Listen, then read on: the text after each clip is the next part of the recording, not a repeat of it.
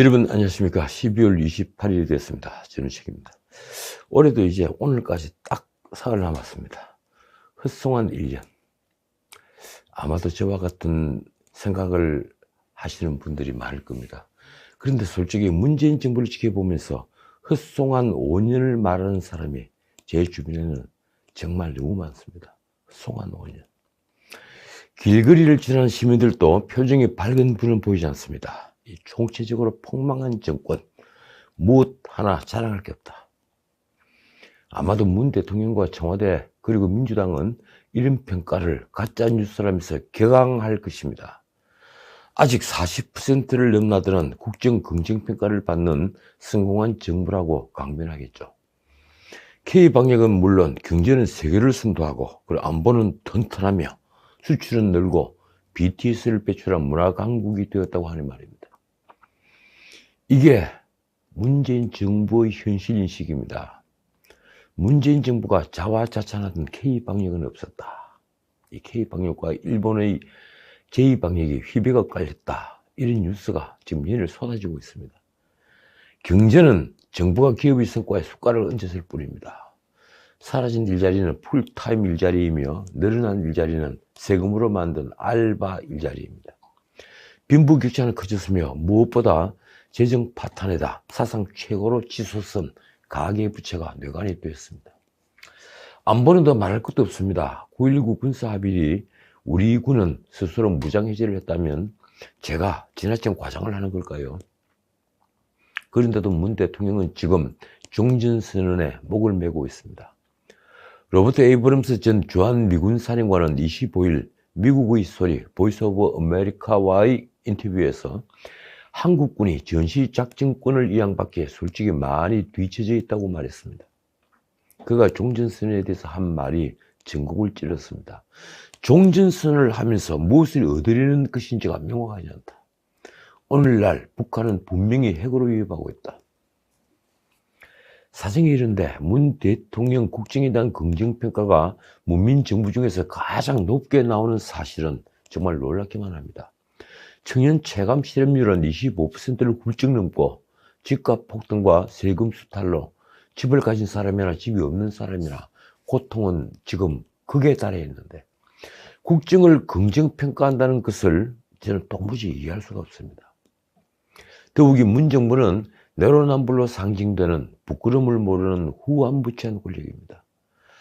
여론조사가 잘못된 것일까요? 아니면 지도 간 편가르기 때문입니까? 박근혜 전 대통령 사면도 그래서 예사롭게 볼 수만은 없습니다. 지난 방송에서 말씀드렸지만 그 사면은 일석사조였습니다. 정략적 사면이었던 것입니다. 리얼미터 여론조사를 보면 이 사면 덕분인지 문 대통령 국정 지지는 41.1%까지 치솟았습니다. TK에서 무려 7.8%포인트가 오른 것이 그 바탕이 되었습니다.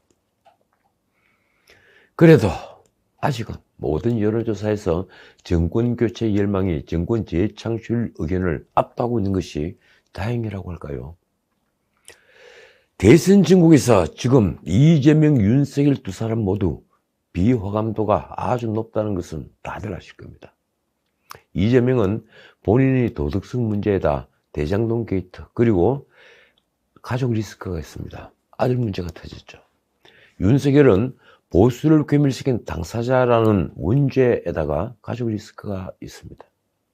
그런데 대선 열차가 출발한 지 2달이 지나자 이재명의 흠결은 점차 감춰지고 윤석열의 흠은 더 커졌습니다.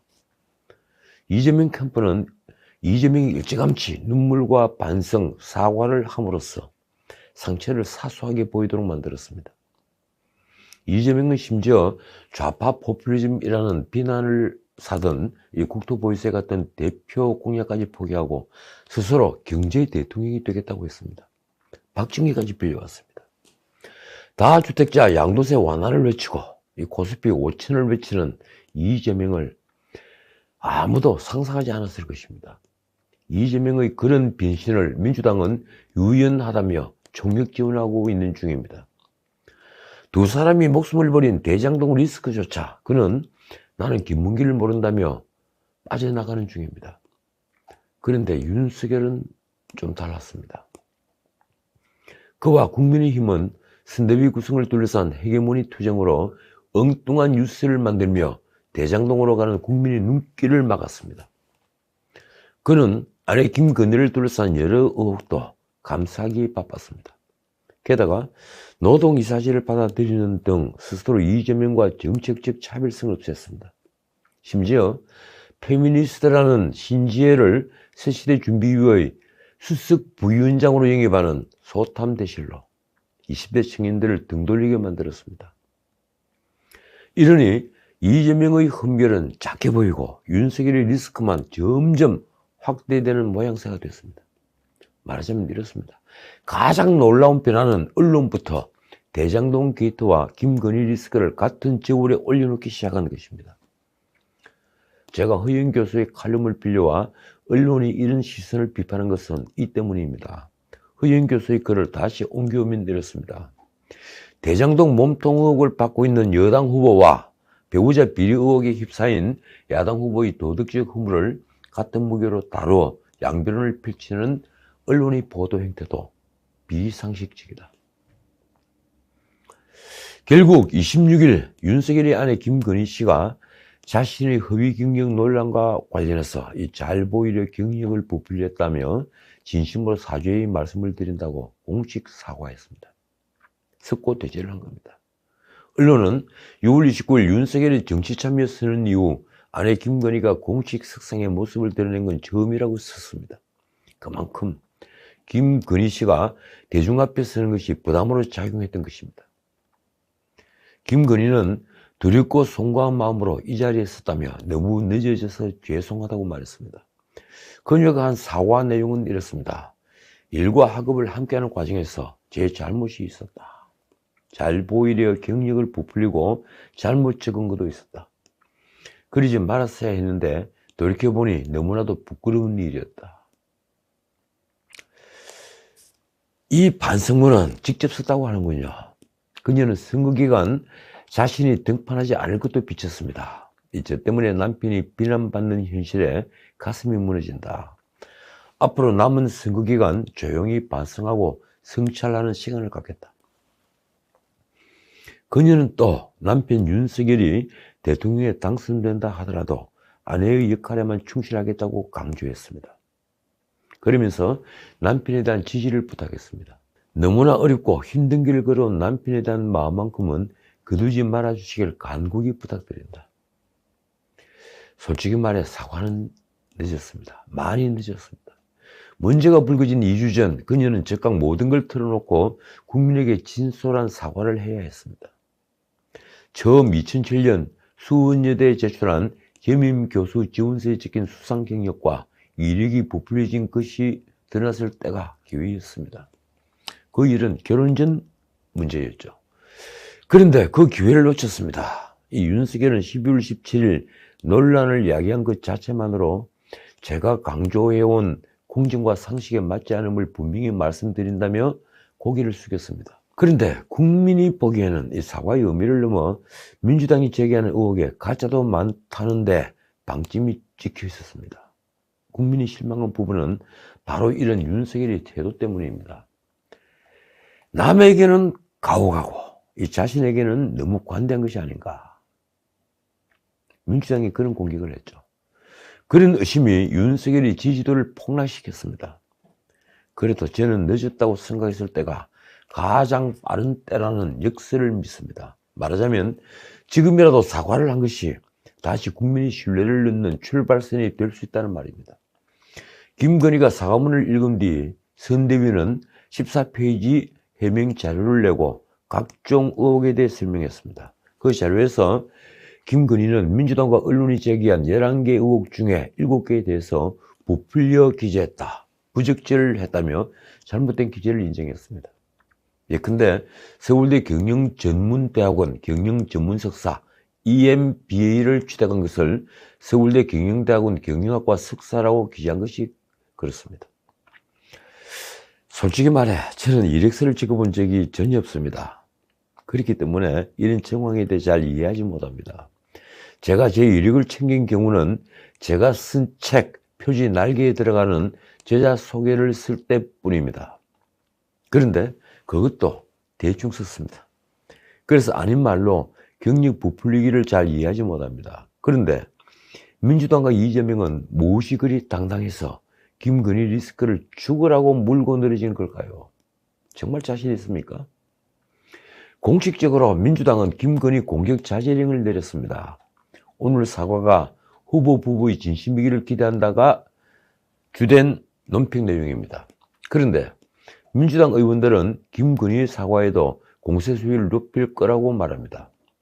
심지어 김건희가 줄리라는 등 그동안 검증이라는 명분 아래 윤석열 후보를 음해하려는 의도를 대놓고 내보인 일부 친여 유튜버들은 이제 노골적으로 김건희의 결혼 전 사생활을 파헤치고 있습니다. 사람으로서 할 수 있는 일이 있고 해서는 절대 안 되는 일이 있습니다. 도대체 그들은 인민수심이란 말의 뜻을 알게나는 걸까요? 사람 얼굴에 짐승의 마음, 인민수심입니다.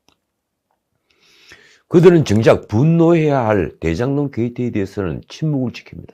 나무의 아픈 점은 뿌리까지 파헤치려 들어 생사를 마구 찢으면서 마구 핥히면서 자신의 편은 상처가 골마 이제는 뇌수까지 쓰고 들어가는데 애써 외면하는 형국입니다. 일이 이렇게 된 건 그동안 국민의힘이 소수파로서 주눅이 들어 대장동 게이트를 제대로 파헤치겠다는 결기가 없었기 때문이기도 하지만 대장동의 진실이 드러나는 순간 한쪽은 나락으로 굴러떨어지기 때문입니다. 결사지게 되죠. 그런데 어제 윤석열이 모처럼 칼을 뺐습니다. 그는 대장동 현장을 찾았습니다. 그리고 이렇게 말했습니다. 대장동 게이트를 설계하고 기획하고 지시해 추진한 몸통, 이 부패 사설의 최종 결재권자, 게이트 그림 완성에 절대로 없어서는 안 될 퍼즐이 바로 이재명 후보다. 몸통이 이재명이라는 얘기입니다. 그는 이렇게 날을 세웠습니다. 이번 대통령 선거는 부동산 심판 선거로서 공정과 정의 실려는 대장동 진범을 잡아들이는 것에서부터 시작한다. 윤석열은 대장동이 어디서 시작됐는지를 정확히 알고 있었습니다. 이렇습니다. 아파트를 지을 능력도 자격도 없는 자들이 불의한 이재명 성남시 권력과 결탁해 8천억 원에서 1조 원에 이르는 부당이익을 챙겼다. 그는 또 유한기, 김문기 두 사람의 죽음을 상기시켰습니다. 지난 한 달간 두 분이나 극단적 선택을 했다. 무엇이 누가 그들 죽음으로 내몰았나? 이재명 성남시장과 그 측근 윗선 세력을 보호하기에 바쁜 면죄부 수사가 두 분의 실무자를 절망의 나락으로 밀어버렸다. 그가 내린 결론이 이렇습니다. 시키는 대로 명령을 따르는 힘없는 사람들에게 책임을 떠넘기고 죄를 덮어씌우고 있다. 그 바로 죄를 덮어씌우는 몸통이 이재명이라는 얘기입니다. 그런데 또 김문기를 모른다고 말한 이재명을 이렇게 질타했습니다.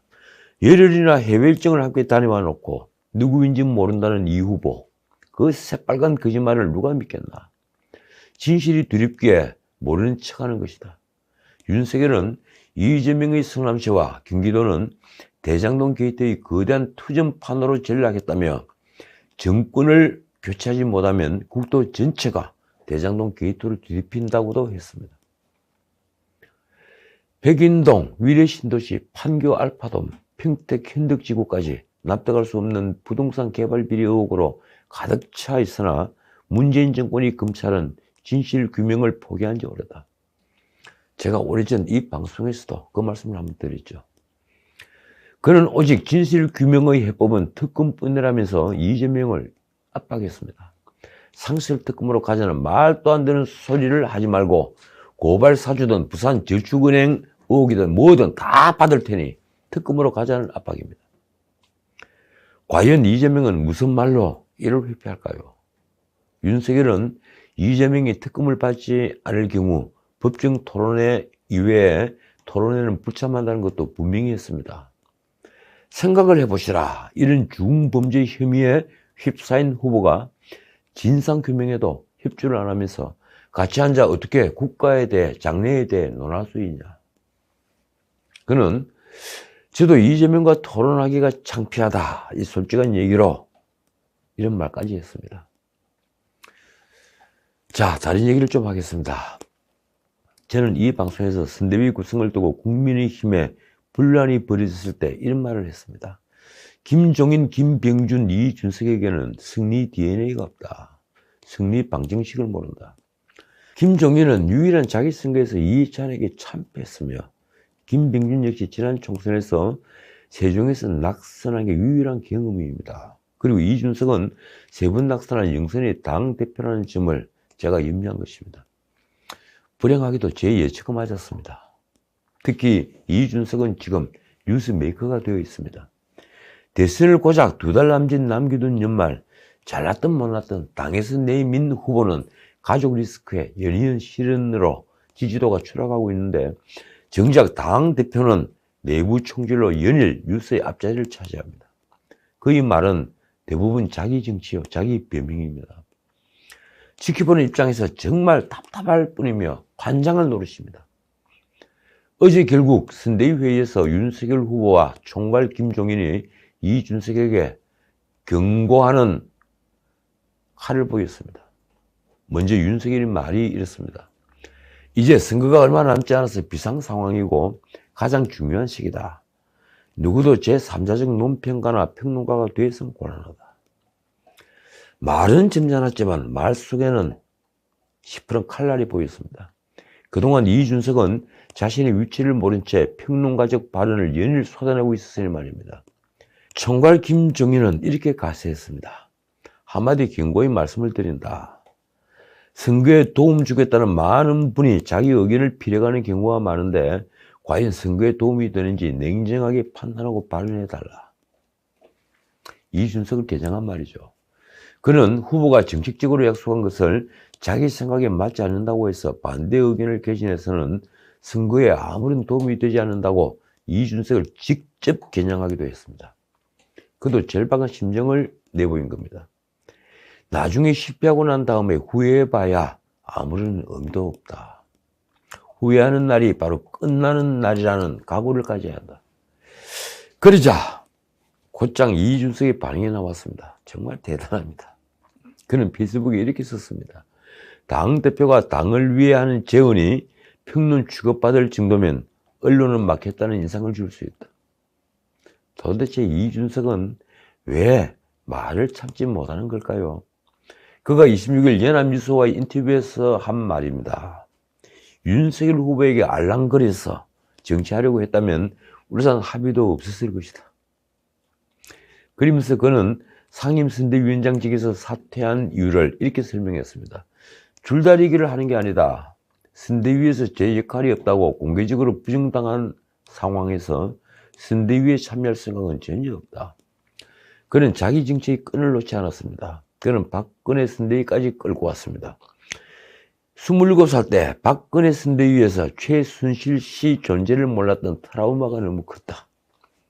그때도 이상한 점은 있었지만 전부 다 비겁했던 것이다. 과연 그가 이 말을 할 수 있을 정도로 당시 비중 있는 정치인이었습니까? 아니죠. 이준석은 박근혜의 은혜를 입은 청년 정치인에 불과했습니다. 그는 윤석열에 이렇게 날을 세웠습니다. 윤 후보가 하극상 행태를 민주주의라고 표현했는데 제게는 대표가 없어도 된다는 취지로 받아들여진다. 그는 그러면서 김종인을 두고 김종인의 이름은 필요하되 일할 공간을 안 주려는 것 아니겠느냐면서 그를 자신의 편으로 끌어내는 것을 잊지 않았습니다. 어떻게 보면 교활해 보이기까지 합니다.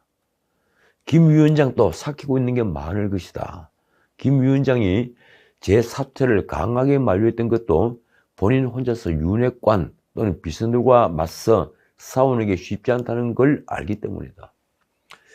그는 윤석열의 당선 가능성에 대해 이렇게 말했습니다. 참 재밌습니다. 들어보십시오. 참 민망하지만 윤 후보는 경선 과정에서도 간표를 받았고 본선에서도 지금 속도로 하면 고를 넣지 않고는 이길 수 없다. 득표 전략도 없지만 간표를 막는 전략도 거의 없다는 것입니다. 도대체 윤석열의 최대 간표 요인이 바로 이준석 자신이라는 것을 이준석은 언제쯤 깨달을까요? 자, 오늘은 여기까지입니다. 이 평석하고 싶은 뉴스는 넘치지만 오늘 또 여기서 멈추겠습니다. 다음은 한 가지만 찍겠습니다. 문 대통령이 어제 6개 대기업 총수들을 불러 청와대에서 점심을 먹었습니다.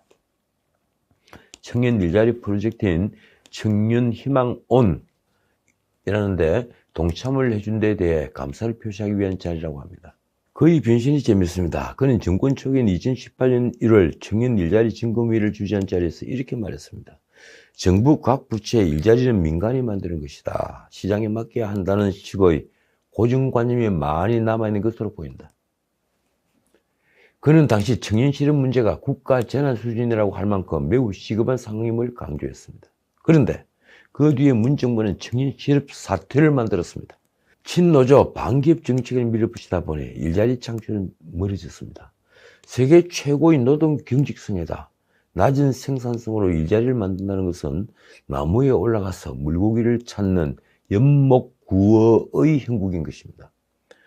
그런 문 대통령이 어제 한 말은 달랐습니다. 우리 기업들은 이미 젊은 인력 양성을 위해 많은 역할을 해왔다. 그런 대표적 사례로 2018년 12월 시작된 삼성 청년 소프트웨어 아카데미를 들기도 했습니다. 삼성은 인재제일이라는 창업주의 뜻을 이어 최고 능력을 갖춘 삼성인을 배출해왔다. 박근혜 대통령의 묵시적 청탁을 하고 올림픽 훈련용 말을 제공했다는 이유로 오랜 감옥 생활을 한 이재용을 앞에 두고 한 말입니다. 더 많은 청년이 더 빨리 채용되게 노력해달라. 저 같으면 부끄러워 차마 입에서 나올 수 없는 말입니다. 연목구어. 그는 아직도 산에서 고기를 찾고 있습니다. 지금까지 전우책이었습니다.